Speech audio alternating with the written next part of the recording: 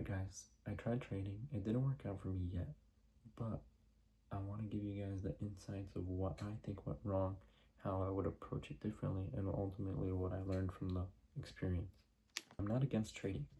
It's just that social media and all these people that call themselves mentors, they come off as, oh, if I just put in the time, it'll be easy and this and that, without giving you the full context.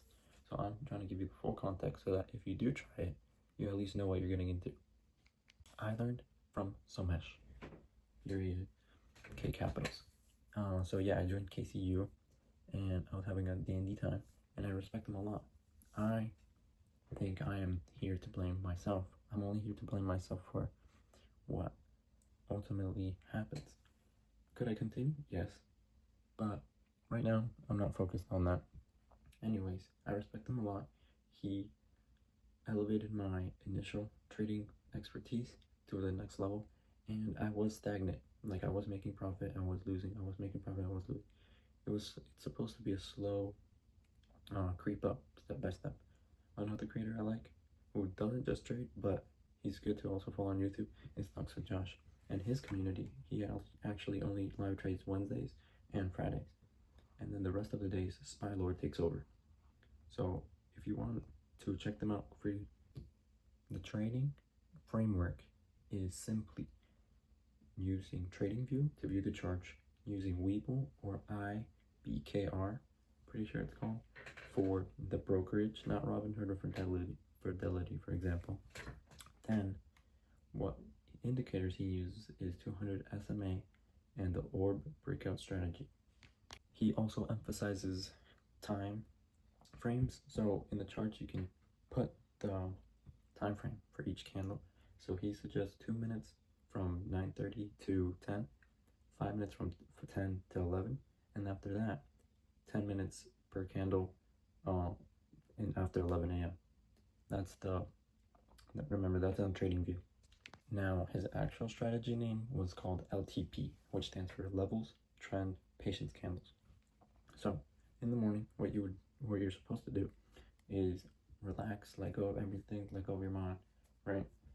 8 a.m., right? Go on the 1 hour time frame on the stock, on the things you're gonna trade on the chart, and mark out on the hourly chart the levels. Bing, bing, bing, bing, bing. Then once 9:30, once the bell rings, you wait for a trend to set in, and then you have to wait for a patience candle. That's basically it for his main one. Of course, he has other strategies such as like the basketball, and you can search him up on YouTube. He explains them pretty good. So how did we actually trade? We actually traded using option contracts, right? And he would use SPX or SPY for cheaper, obviously. QQQ, Tesla, Amazon, Meta, Google. Let me remember. And also his brother's in the community too, so he also shouts out random stocks that he believes in. I know he likes Coinbase, for example, AVGO, stuff like that. Basically the Mag 7, but that's what they would focus on. So what was his risk management strategy? It was called bell curve, which basically means if your first trade went green, you increase the position of the next trade, and so on. And then if it didn't go in your favor, if you would actually decrease. So for example, if my first trade was a $200 contract and it didn't go in my favor, the next one I'm going to do 150, 100, because I want to prevent losing more. If I try 3 times and I strike out, I'm done for the day, wait for tomorrow. That's it. It's as simple as that. And that was called bell curve. And the hardest thing, honestly, about trading is not being a pig or a slave to FOMO. Revenge trading, when you lose and you want to just get it back so you double down. Don't do that. Don't do that. Now for my ultimate downfall. I did not do the most important thing, the secret sauce. Journaling. You're supposed to journal your entry, your exit, and obviously your plan, and how it went, how you felt, what time of day it was, for example. But the basic concept is entry, exit, and obviously like risk management. But you have to know those, and that's the only way you're going to improve, if you actually document and go over what actually works for you and what doesn't. So yeah, without journaling, you won't know the reason why you traded, and you'll just kind of be like blindly following the people that you follow. Oh yeah, let me do this play. Oh, let me do this play, and then you don't ever reflect or grow because you're not journaling. So why did I quit for now? I quit right now because, as you can see, it takes a lot of focus, discipline. You know, I loved it actually. Like, I wanted to do it Monday through Friday. Obviously, at the time, I had a job where some days I could actually work at 3, so it aligned with me. But some days I couldn't do that, and you have to stick with it long term. Some people get it, like they understand and they put their head down, and they'll become a profitable trader in 6 months, maybe less. Another person might take 2 years or more. You know, it's everyone's own journey and how seriously they take it, what they're learning, and all that stuff.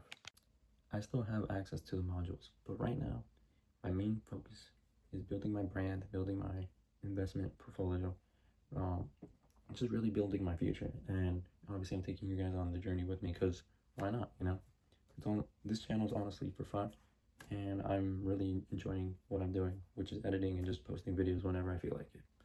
And for the most part, it's pretty regular, so that's a plus. If I do come back in the near future or later down, I would probably start with a $3,000 account. But first, have your investment like account. Like, for example, if I have 20K, right? I'm not going to use 20K. If that's all I have, I'm not going to use 20K to start trading. I'm going to use, let's say, 15K and invest it into ETFs or something stable that I know will grow without my input. And then the rest could be house playing money, you know, because ultimately that's what it is. Until you learn how to actually be robotic with the skills and everything, you will not be a profitable trader. So what I do would be $3,000 account, right? And if I follow bell curve, then I would only use 450 per contract, and like have a max loss of 200, for example, on each. So for example, if I do a SPY call, right, and I can buy up to however many I can with 450, and then if I'm negative 200, I'll exit. But also I forgot to say that the patience candle also determines your exit. So that's the good part. It determines your entry and your exit. The most important thing a trader needs is risk management and a stop loss. Don't ever forget that. So ultimately, what did I learn from the experience? Is that trading can either be treated as a skill that you need to grow, or it can be treated as gambling. It's up to you. And ultimately, it's not for everyone because that's how it is. And discipline over hype. You have to stick to the rules. You have to stick to the rules, or else you're going to be frustrated with your emotions and blowing up accounts. So if you're going to do your research, do it well and learn before you earn.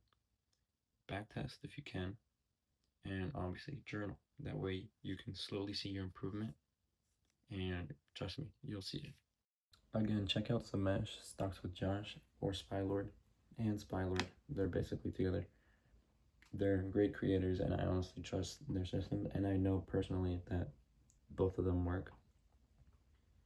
Both of them day trade, but they also have in the communities people that swing trade and long-term stuff, so whatever floats your boat, I guess. But do your research first. Don't just buy courses or whatever just because I said so, you know.